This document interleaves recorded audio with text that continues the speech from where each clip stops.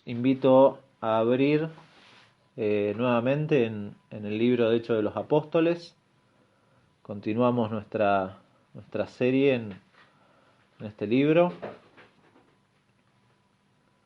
Hechos de los Apóstoles, capítulo 2 de Hechos de los Apóstoles. Hoy vamos a leer desde el versículo 37 hasta el 41. Y leemos juntos. Dice versículo 37: al oír esto, está hablando del discurso de Pedro, de todo lo que hemos ya visto y de todo lo que Pedro ha predicado. Al oír esto, se compungieron de corazón y dijeron a Pedro y a los otros apóstoles: varones hermanos, ¿qué haremos? Pedro les dijo: arrepentíos y bautícese cada uno de vosotros en el nombre de Jesucristo para perdón de los pecados, y recibiréis el don del Espíritu Santo. Porque para vosotros es la promesa, y para vuestros hijos, y para todos los que están lejos, para cuantos el Señor nuestro Dios llamare. Y con otras muchas palabras testificaba y les exhortaba, diciendo: sed salvos de esta perversa generación. Así que los que recibieron su palabra fueron bautizados, y se añadieron aquel día como 3000 personas, y perseveraban. Perdón, este es el 42, pero es lo que y está conectado con lo que vamos a seguir la semana que viene. Y perseveraban en la doctrina de los apóstoles, en la comunión unos con otros, en el partimiento del pan y en las oraciones. Vamos a orar una vez más. Señor, te damos las gracias por tu palabra. Gracias por las canciones que hemos cantado, porque nos han recordado la centralidad del Evangelio, la centralidad de Cristo en todas las cosas que hacemos, todas las cosas que como iglesia podemos hacer es por causa de los méritos de Cristo, de la obra de Cristo. Todo es para su gloria, Señor, y rogamos que en este momento la exposición de tu palabra sea de la misma manera, cristocéntrica, buscando solamente darte gloria a ti, Señor, y rogando y clamamos, creyendo en la acción de tu Espíritu Santo, rogamos que obres en nuestros corazones, en los corazones de los que están escuchando ahora, en los que vayan a escuchar, si en algún momento escuchan el audio. Padre, que tú obres en santificación si son hijos tuyos, y obres salvación. Padre, si aún están en tinieblas, aún están en oscuridad, abre los ojos de los incrédulos, Señor, y sálvalos. Padre, rogamos por todas estas cosas en el nombre de Jesús. Amén. Muy bien. Cuando nos ponemos a hablar de ciertas doctrinas, hay muchas que las creemos intelectualmente, pero en la práctica es otra cosa.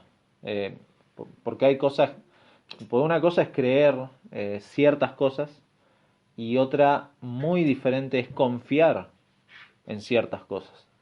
Y es así, y siempre decimos que es en lo cotidiano, en la vida diaria, en donde se pone a prueba, donde en nuestra rutina realmente, por ejemplo, creemos o no en la soberanía de Dios y en su providencia.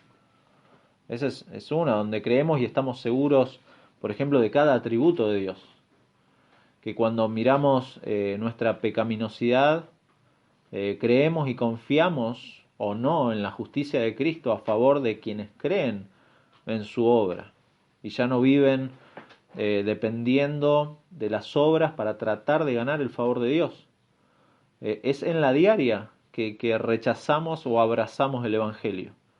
Y así, etcétera. Podemos seguir con un montón de doctrinas que las creemos intelectualmente, pero que en la arena del circo ahí se ve si realmente está arraigado en nuestro corazón estas verdades. Y una de esas doctrinas que en la vida se pone a prueba es la que trata de la suficiencia de las Escrituras.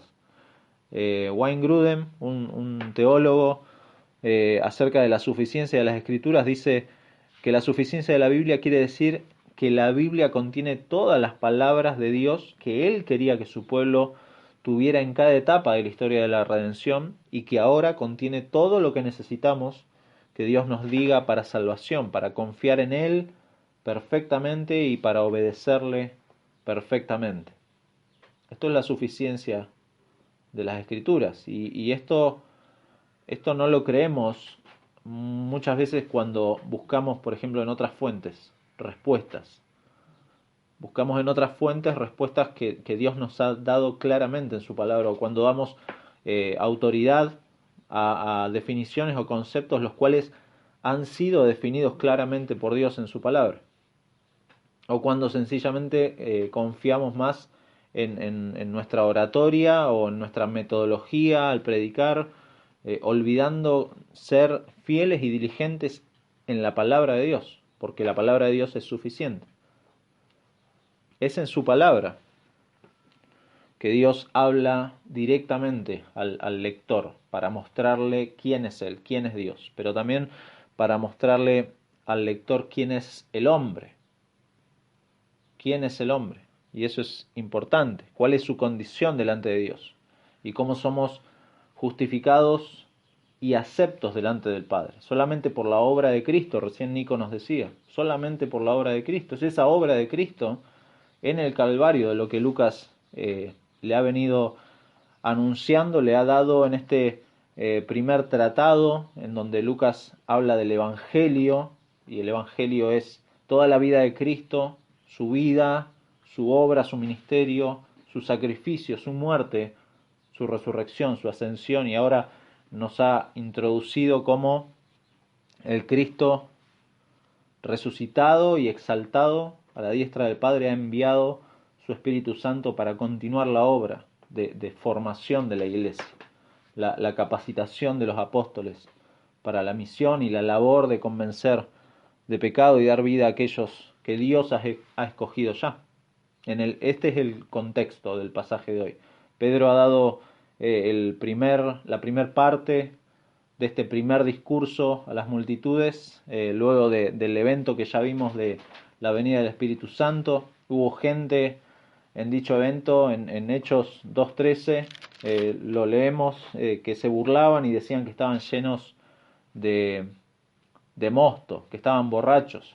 En estas manifestaciones del Espíritu Santo, la gente, los discípulos empezaron a hablar en idiomas que no habían aprendido y empezaron a hablar de las maravillas de Dios y la gente empezó a burlarse. Pero hubo otros que empezaron a preguntarse, quedaron con dudas. Y Pedro en este momento va a responder con este discurso, no enfocándose en la burla de la gente, sino mostrando por medio de las Escrituras que todo esto es el cumplimiento de la promesa del Espíritu Santo, que esto es parte del plan redentor de Dios en Cristo, a quien los líderes religiosos habían entregado a Pilato para ser crucificado, pero a su vez es esto parte de la soberanía de Dios.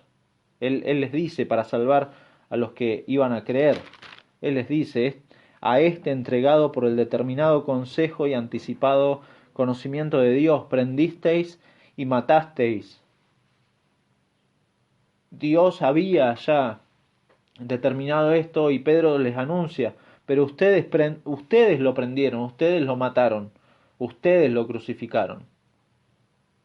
Y Pedro en esta segunda parte del discurso, desde el versículo 22 hasta el 36, Pedro va a hablar de la identidad de Cristo, va a hablar de su resurrección, va a hablar de su exaltación, ya lo hemos visto la semana pasada, de cómo por medio de su sacrificio Dios mismo lo ha exaltado, y recordábamos las palabras de Pablo en Filipenses 2.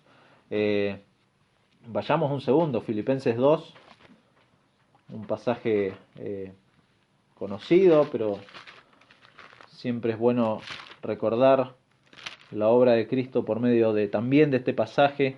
Filipenses 2, versículo 8, dice, hablando de Jesús, que estando en la condición de hombre se humilló a sí mismo, haciéndose obediente hasta la muerte y muerte de cruz, por lo cual Dios también lo exaltó hasta lo sumo y le dio un nombre que es sobre todo nombre, para que en el nombre de Jesús se doble toda rodilla de los que están en los cielos y en la tierra y debajo de la tierra y toda lengua confiese que Jesucristo es el Señor, para gloria de Dios Padre. Es este el mensaje en el que Pedro dirige estas palabras a sus oyentes en forma enfática. En el versículo 22 le dice: varones israelitas, oíd estas palabras. Escuchen, presten atención, porque esto es para ustedes y esto habla de ustedes.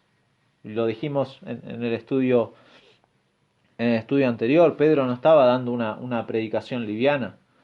Pedro no estaba siendo positivo.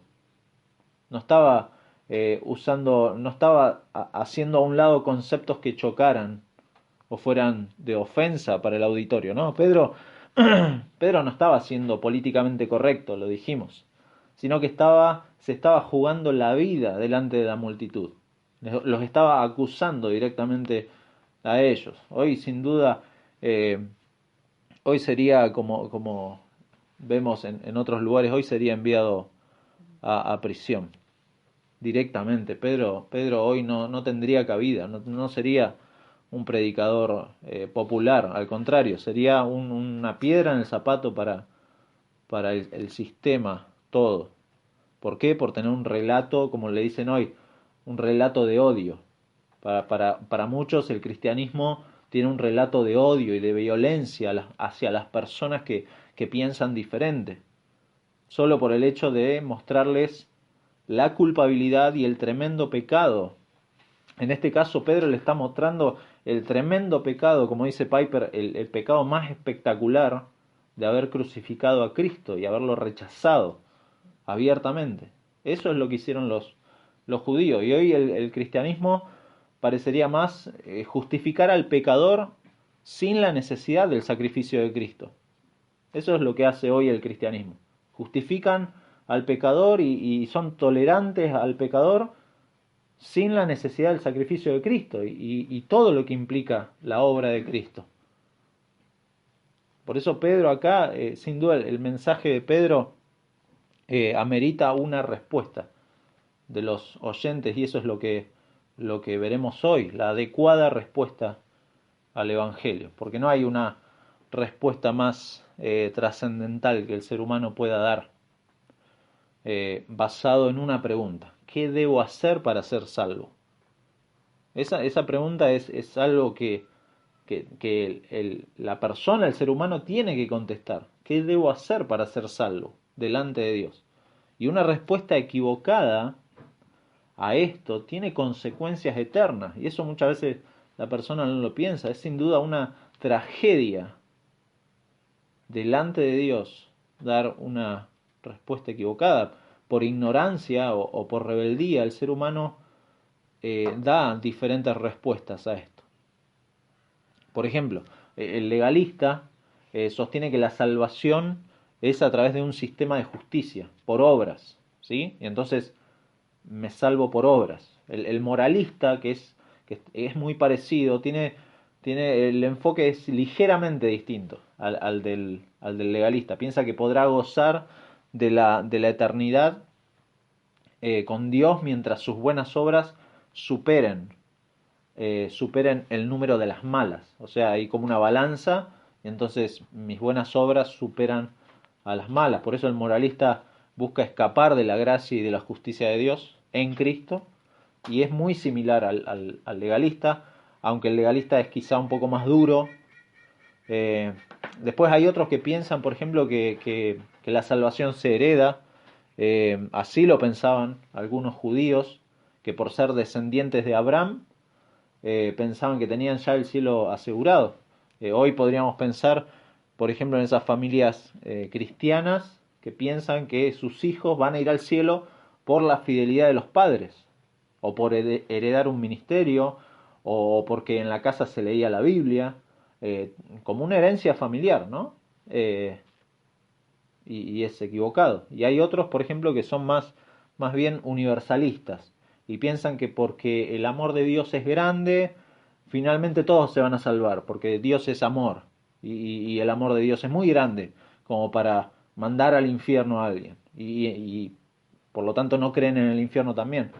Y están también los ritualistas, que piensan que por observar cuidadosamente rituales van como a validar su salvación. Y por desgracia estos son ejemplos reales, son ejemplos que tienen miles de seguidores en todo el mundo. Eh, por desgracia son ejemplos que muestran cómo la suficiencia de las escrituras no es real. Muchos lo creen, lo decíamos al principio, muchos creen intelectualmente, pero con los hechos muestran que, que no creen en esto. Y a diferencia de estas posturas, lo que va a hacer Pedro acá es dar la adecuada respuesta al Evangelio que ha predicado. Lo vamos a ver sencillamente en dos partes. En primer lugar, Pedro hace un llamado al arrepentimiento, del 37 al 39. Y en segundo lugar, va a dar evidencias de algo genuino, versículos 40 y 41. El primer encabezado, el llamado al arrepentimiento, es lo que hace Pedro. Y es interesante porque participar de un pecado, participar de un pecado, cualquiera que sea, cualquiera que venga a nuestra mente, ya es algo grave delante de Dios. Pero imagínense ser partícipe material e intelectual de la muerte del mismo Señor Jesucristo. No hay, dijimos recién, no hay pecado más grave para el ser humano que se haya perpetrado en la historia que dar muerte al Hijo de Dios. Ese es el mayor pecado que existe. No podemos compararlo con otro. Pero imagínense ser partícipe de eso, partícipe material. Eso muestra obviamente la evidencia de lo que hay en el corazón del hombre, de no reconocer quién es Dios, de rechazar de plano su gracia, su misericordia, su bondad infinita en la obra de Cristo. Eso muestra, por eso decimos muchas veces que todos merecíamos la muerte y todos somos culpables de este pecado, que de alguna manera todos hemos crucificado a Cristo. Pero estos oyentes, y esto es lo interesante, estos oyentes fueron partícipes de esto, y dice, versículo 37, al oír esto, y se refiere dijimos recién, a todo el cuerpo del mensaje, principalmente la acusación de ser quienes prendieron, de ser quienes mataron y crucificaron al Señor, aun cuando fueron testigos de la obra de Cristo. Ellos fueron testigos, ellos vieron los milagros, ellos vieron el mensaje, ellos escucharon. Ellos fueron los que mandaron a la cruz. Y al oír esto, dice, se compungieron. Literalmente recibieron una puñalada en el corazón. Esa es la palabra. El compungirse a veces suena como muy liviano, pero el término que usa es durísimo. Es una puñalada al corazón lo que recibieron. Hebreos 4:12, lo conocemos, dice, porque la palabra de Dios es viva y eficaz y más cortante que toda espada de dos filos, y penetra hasta partir el alma y el espíritu, las coyunturas y los tuétanos, y discierne los pensamientos y las intenciones del corazón. Esto hace la palabra de Dios. Esta suficiente palabra de Dios es lo que actuó en el corazón de estos judíos. Una puñalada. Jeremías 23:29 dice, y Dios le pregunta a su pueblo, ¿no es mi palabra como fuego, dice Jehová, y como martillo que quebranta la piedra? Así es esa palabra que en la Reina Valera se nos traduce a nosotros como compungirse. Es literalmente, estos tenían el corazón cortado. Estaban perturbados, profundamente perturbados por las verdades que Pedro les venía diciendo. Un verbo que también, esto es muy interesante, compungirse, está en pasivo, es un verbo pasivo. Esto indica que no nació de ellos esta perforación cardíaca. No nació de ellos, no salió de ellos. No es que se pusieron mal y... No, alguien actuó en sus corazones. Este es el efecto que solamente la verdad de la palabra de Dios puede hacer en el corazón del incrédulo. Eso es lo que en teología conocemos como el llamamiento eficaz. Ese es el llamamiento eficaz que Dios hace en el corazón de la gente. Como vimos en estudios anteriores, la manifestación de la venida del Espíritu se evidenció con el hablar en lenguas, en otros idiomas que no conocían. Lo que dijeron los creyentes en ese momento fueron cosas acerca de las maravillas de Dios, de su plan redentor. Y ahí muchos quedaron con dudas, muchos se burlaban, esto lo hemos visto. Y a ambos grupos es que Pedro va a dirigir su discurso. A todos los que estaban en aquella multitud, a todos fue anunciado el Evangelio. Es lo que entendemos como el llamado general. Pedro hace una evangelización general, hace un llamado general. Eso es lo que hacemos cada uno de los creyentes cuando predicamos el Evangelio. Predicamos el Evangelio, hacemos un llamado al arrepentimiento, a la fe, pero este hecho de que un corazón llegue a partirse por el accionar del Espíritu, por medio de la palabra, es algo que solamente Dios, en un llamado eficaz, en un llamado que no puede resistir la persona, Él lo hace. Es algo que ninguna música emocional puede hacer, es algo que ninguna buena oratoria puede lograr, es algo que solamente Dios hace en el corazón de la persona por medio de su Espíritu, quien usa la palabra de Dios predicada. Esa palabra que creemos que es suficiente es la que actúa. Nuestro Dios soberano actuando entonces en esos corazones, partiendo la dureza de esas piedras para convertirlos. Es por esto que reaccionan estos, que estaban perturbados, acongojados por estas verdades, y preguntan a Pedro y a todos, ¿no? A los 12, le preguntan: varones hermanos, ¿qué haremos? La misma pregunta de parte de la multitud se la hacen a Juan el Bautista, a orillas del Jordán. ¿Qué haremos? La misma pregunta más adelante, en Hechos 16:30, el carcelero en Filipos le va a preguntar al apóstol: ¿qué debo hacer para ser salvo? Son preguntas trascendentales que hoy lamentablemente están ausentes por el hecho de que no se está predicando con fidelidad el Evangelio. La gente no se pregunta: ¿qué debo hacer para ser salvo? ¿Por qué? Porque el Evangelio no se está predicando de la manera que los apóstoles lo estaban predicando. Mucho menos, no hay un llamado genuino al arrepentimiento y a confiar en la obra de Cristo. Eso es lo que pasa. Por eso la gente no se pregunta: ¿qué debo hacer? No está en esa urgencia. Versículo 38. Ahí Pedro les va a dar la respuesta a esa pregunta. Responde con dos imperativos y con dos promesas. Arrepentíos, les dice. Esa es la primera respuesta, el primer imperativo. Arrepentíos. Arrepentimiento es tener un cambio interior, un cambio de corazón y de mente que abandona las disposiciones anteriores y resulta en un nuevo interior, un nuevo comportamiento. Y arrepentimiento sobre previas disposiciones o comportamientos. O sea, yo era esto y ahora no soy más esto. Soy otra cosa. Soy otra cosa, diferente.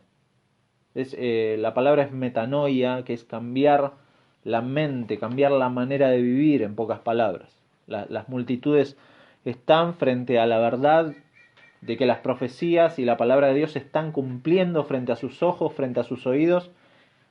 Y le dice Pedro: ustedes han crucificado al Señor. Por lo tanto, den un giro y reconozcan quién es el Señor. Den un giro, arrepiéntanse, reconozcan quién es el Señor, quién es Cristo. ¿Por qué? Porque en definitiva, y Nico lo dijo al principio, en definitiva, las personas se van al infierno no por un determinado pecado. Alguno piensa que, claro, porque tengo un pecado más grave que otro, voy a ir a determinado lugar del infierno, como más profundo, como que Dios me va a mandar, me va a castigar mucho más.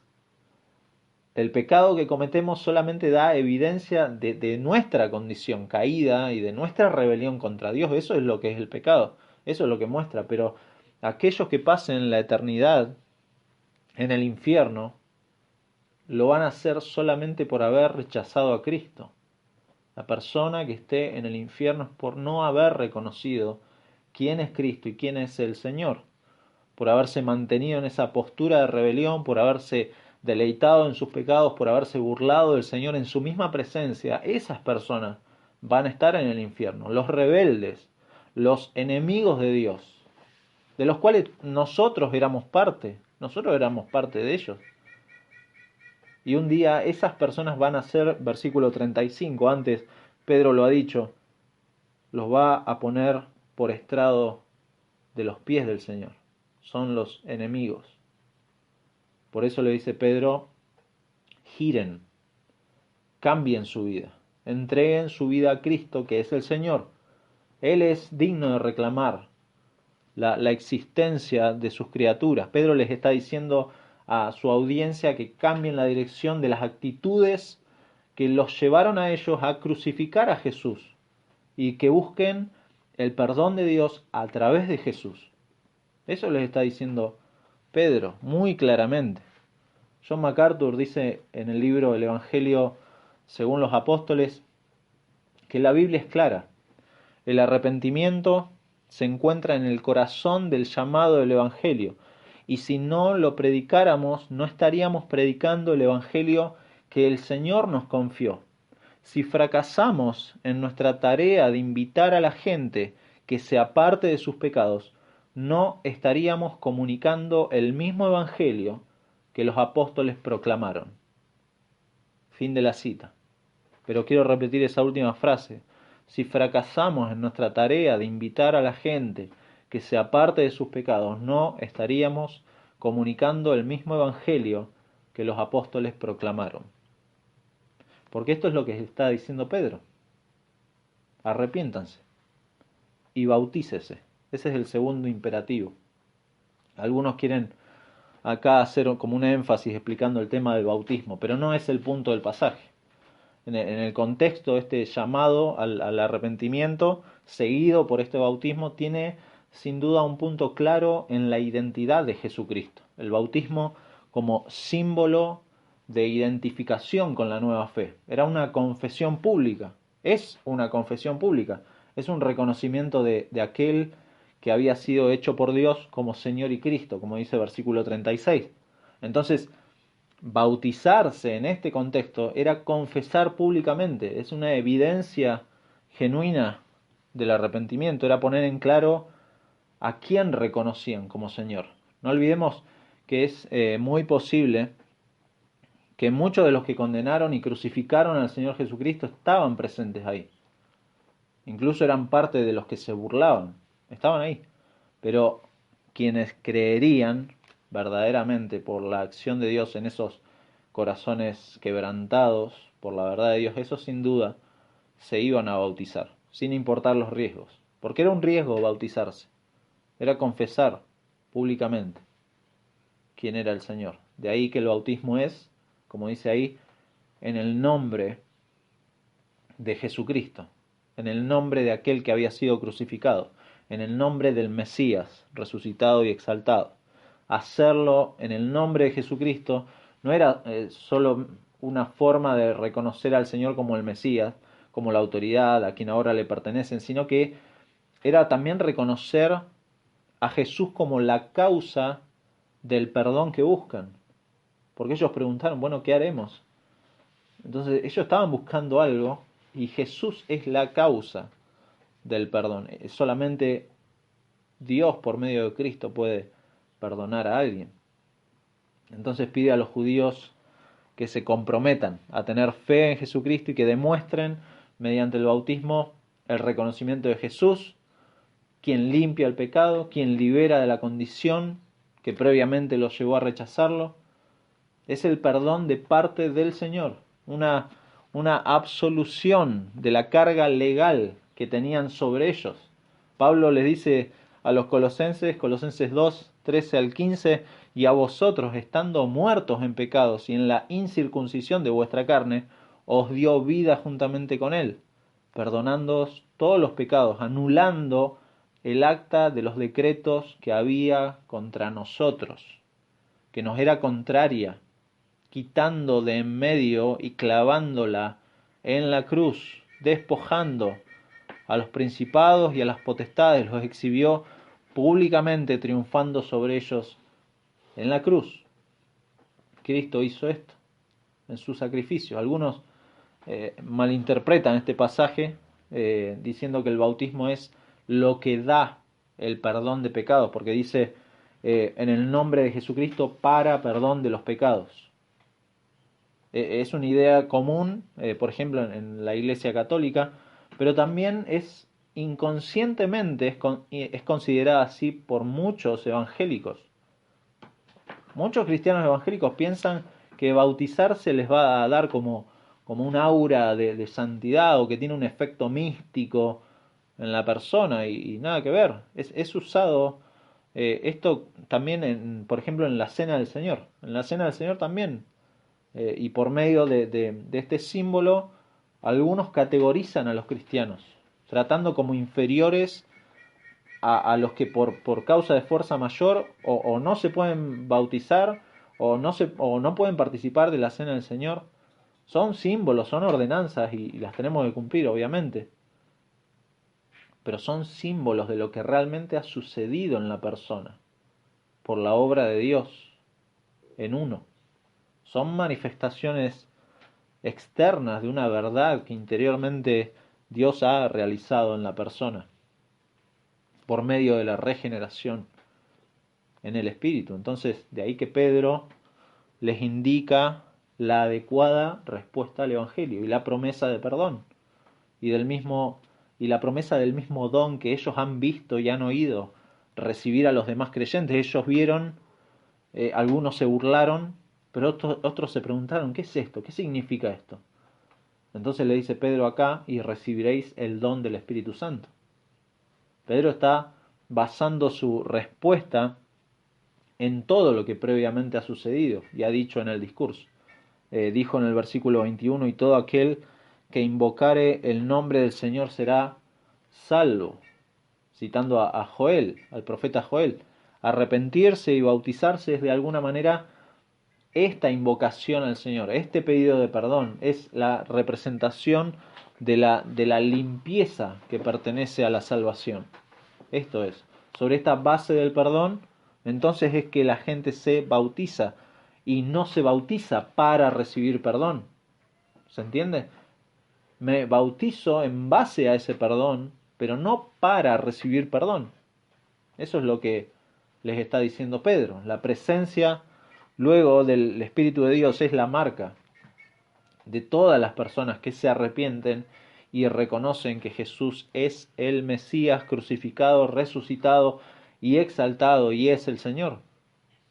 Después del perdón de los pecados, la presencia transformadora y fortalecedora del Espíritu de Dios distribuida por el Señor Jesús, como dice versículo 33. Así que, exaltado por la diestra de Dios y habiendo recibido del Padre la promesa del Espíritu Santo, ha derramado esto que vosotros veis y oís. Veis y oís. Esta es la oferta central del Evangelio que Pedro y los demás apóstoles están proclamando y van a seguir proclamando a lo largo de Hechos. Pablo les escribe a los Efesios 1:13, y les dice, en Él, en Cristo, en Él también vosotros, habiendo oído la palabra de verdad, el Evangelio de vuestra salvación, y habiendo creído en Él, fuisteis sellados con el Espíritu Santo de la promesa. Ahí está de nuevo el proceso en el cual Dios salva al pecador y lo sella con el Espíritu Santo, este Espíritu Santo de la promesa. Versículo 39, porque para vosotros es la promesa, y para vuestros hijos, y para todos los que están lejos, para cuantos el Señor nuestro Dios llamare. Pedro usa pronombres personales acá, y se refiere a los judíos que acusa de matar a Jesús. los llama al arrepentimiento, a confesar públicamente al Mesías. La promesa hace entonces referencia a la profecía de Joel que ha mencionado ya, al derramamiento del Espíritu. Entonces, los judíos acá no han sido rechazados definitivamente por Dios por causa del pecado contra el Mesías, sino que aún tienen delante la oferta de perdón y junto a ello la promesa del Espíritu de la profecía. Eso les está diciendo Pedro. Es para ustedes esta promesa y para sus hijos. No está hablando necesariamente de los que tienen hijos, de los hijos pequeños, sino que está usando un término haciendo referencia a la descendencia futura.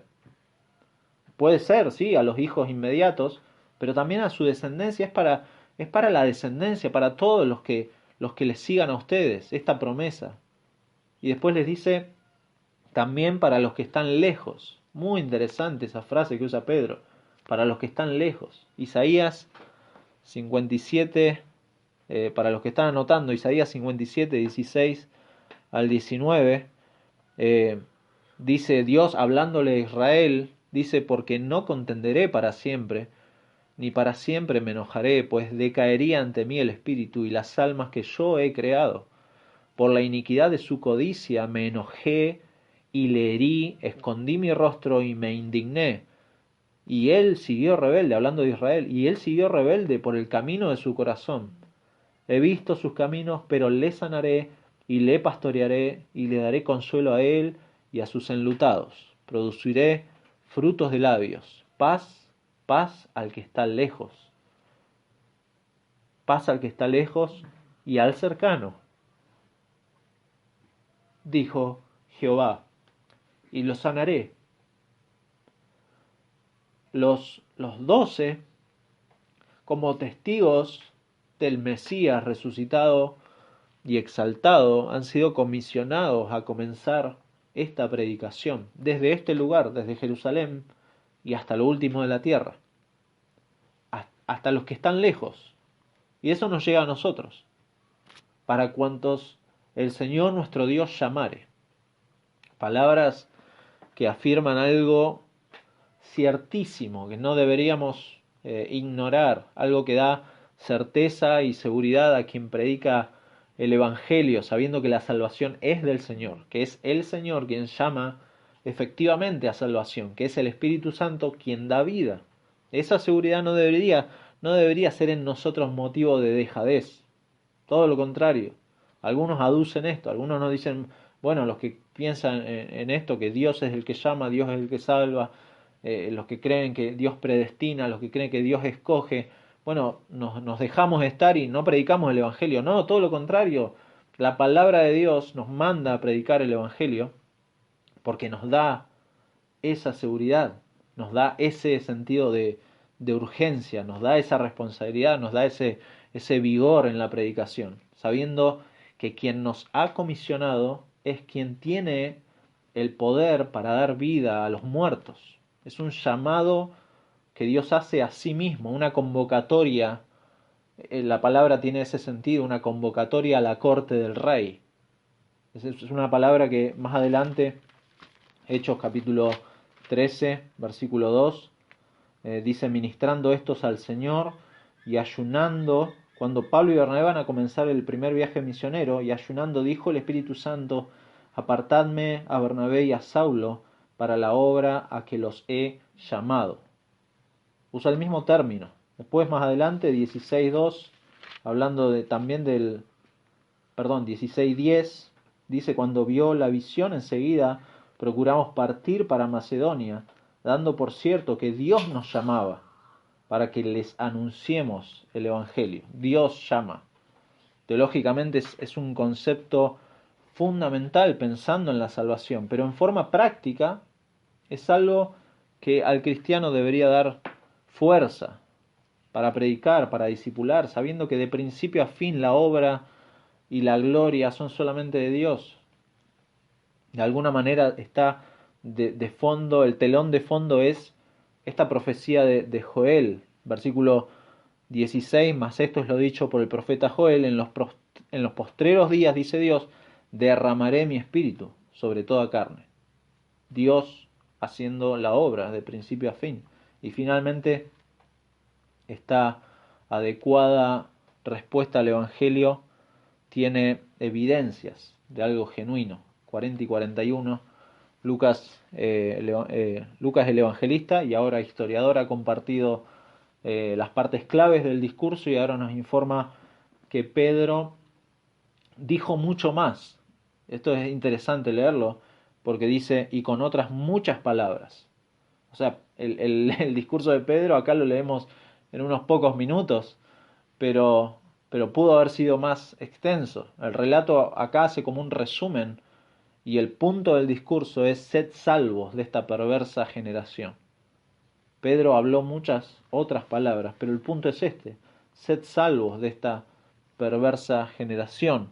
Los testigos oculares del ministerio, de la crucifixión, de la resurrección, de la ascensión del Señor, dan testimonio como fieles testigos y exhortan, ruegan con estas palabras a los que están presentes. Sed salvos, les dice. Y es un verbo también en pasivo, mostrando el hecho de que ellos no pueden ser salvos por sus medios, por sus méritos. Sed salvos es algo que Dios puede hacer, es una verdad espiritual en cada ser humano. Salvar es una prerrogativa exclusiva de Dios. Dios salva y nadie más. Entonces la traducción podría ser déjense salvar, porque Dios es quien llama. Dios es en quien llama. El llamado al arrepentimiento es un llamado a creer, este llamado general del que hablábamos antes, a confiar en aquel que puede salvar, aquel que puede perdonar pecados, aquel que puede transformar el corazón para dejar de amar este mundo, esta perversa generación, para amarlo a Él y sus cosas. Es el ruego que hacemos nosotros, como si dependiera de nosotros. Les rogamos, pero sabemos y confiamos en el poder de Dios. Segunda de Corintios, Pablo le escribe a los Corintios, segunda de Corintios 5:20, así que somos embajadores en nombre de Cristo, como si Dios rogase por medio de nosotros, os rogamos en nombre de Cristo, reconciliaos con Dios. Sean salvos de esta perversa generación, una generación que ha rechazado al Mesías, una generación que se mantiene burlándose como enemigos de Dios, una generación que está en la mira de Dios para un juicio futuro.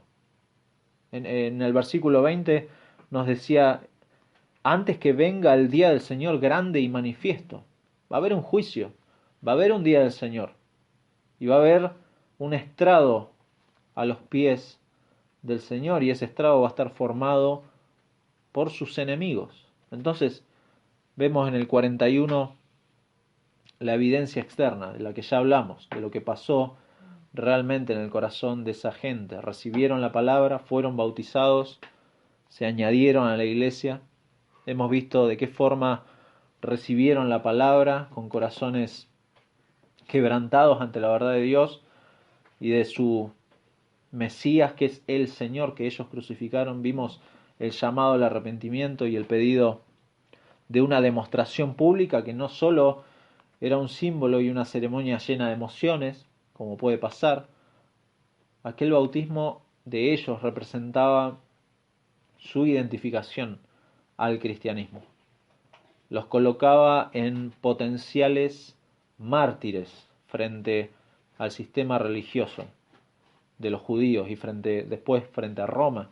Pero algo que se suma acá es ese verbo también en pasivo, y esto hacemos un énfasis en eso, porque dice se añadieron. No se añadieron ellos, alguien añadió a esas personas a la iglesia. No fue una junta vecinal, no fue una decisión en democracia de los 12, no fue un concurso, no fue algo coordinado humanamente. Pablo le escribe a los Efesios 2, 19, 20, así que ya no sois extranjeros ni advenedizos, sino conciudadanos de los santos y miembros de la familia de Dios, edificados sobre el fundamento de los apóstoles y profetas, siendo la principal piedra del ángulo Jesucristo mismo. miembros de la familia de Dios. Y antes, Efesios 1, 4 al 6, les dice a la iglesia según nos escogió en Él antes de la fundación del mundo, para que fuésemos santos y sin mancha delante de Él en amor, habiéndonos predestinado para ser adoptados hijos suyos por medio de Jesucristo según el puro afecto de su voluntad, para alabanza de la gloria de su gracia, con la cual nos hizo aceptos en el amado. El tema central del pasaje es la respuesta adecuada al Evangelio. Después de que Pedro va a explicar su discurso de Pentecostés, el significado de la vida, la muerte, la resurrección, la exaltación de Jesús, el Mesías prometido y el Señor que otorga el espíritu de la profecía, va a argumentar esta necesidad de arrepentimiento, de recibir el perdón de pecados, de comprometerse con Jesús como el Mesías y como el Señor de Israel, y demostrar este nuevo compromiso mediante el bautismo en agua, en el nombre de Jesús el Mesías, como una evidencia pública de que Dios ha hecho algo en sus vidas. Hay temas quizás secundarios que están acá y los podemos ver, que complementan este punto central. Pero mi hermano, qué hermoso es ver lo central de nuevo de nuestro mensaje, la certeza de que Dios salva y añade a la iglesia los que son salvos, la confianza que eso nos da para predicar y predicar a tiempo y fuera de tiempo, siendo fiel al Evangelio, no suprimiendo ninguna verdad, no tratando de ser diplomáticos para quedar bien con la gente. Estos discípulos no fueron así, e incluso dieron su vida por esto. ¿Y cuántos hermanos a lo largo de la historia lo hicieron así para que un día llegara a nosotros el Evangelio? Gloriosa providencia y soberanía de nuestro Dios. El Señor ha hecho eso. Y a nuestros amigos, a nuestros vecinos, a nuestros familiares, quien quiera que nos rodea y escucha una vez más, este discurso finaliza con la adecuada respuesta al Evangelio. No es sumarse a actividades de la iglesia, no es hacer una oración mágica, no es moralizar mi vida para pretender ganarme el cielo, sino que es darme cuenta de la perversa condición en la que estoy. Estoy enemistado con Dios, odio sus cosas, estoy muerto espiritualmente, y que dándome cuenta de esto por medio de la acción del Espíritu, corra a esa persona a Cristo en arrepentimiento, creyendo en la justicia de Cristo, confiando en su misericordia para salvar, para perdonar, y en su gracia para sostener a este pecador, ahora redimido. Por eso la invitación es: arrepentite, vení a Cristo. Él no rechaza, como vemos acá, Él no rechaza un corazón compungido, un corazón quebrantado por su palabra, por la verdad de su palabra. Él no lo rechaza. Y por eso predicamos e invitamos a la gente a que se arrepienta y reconozca al Señor no solamente como el Salvador y perdonador de sus vidas, sino como su Señor que ahora le pertenece. ¿Sí? Vamos a orar. Señor, gracias por tu palabra y por estas verdades que tus discípulos no tuvieron temor de predicarlas, Señor. Gracias porque el mensaje del Evangelio, Padre, nos ha llegado providencialmente a nuestras vidas, Señor. No estábamos nosotros en ninguna manera, buscábamos tus cosas. No, Señor, rechazábamos, escapábamos de tus cosas. Y sin embargo, tú, con cuerdas de amor, nos arrastraste hacia ti, Señor. Gracias por esa misericordia, porque confiamos que de la misma forma tú puedes salvar a aquellos pecadores que aún no te conocen, Señor. Clamamos por ellos, no sabemos en tu soberanía. No sabemos quiénes están, en esa condición de ser abiertos sus ojos, Señor, pero confiamos en tu amor y en tu misericordia y anhelamos que nuestros hijos, nuestros familiares, nuestros vecinos, amigos, Señor, todos aquellos que conocemos y amamos, anhelamos que te conozcan, Señor. Abre sus ojos y abre nuestros ojos, Señor, para ver que esta perversa generación en la que estamos no da esperanza, todo lo contrario, Señor.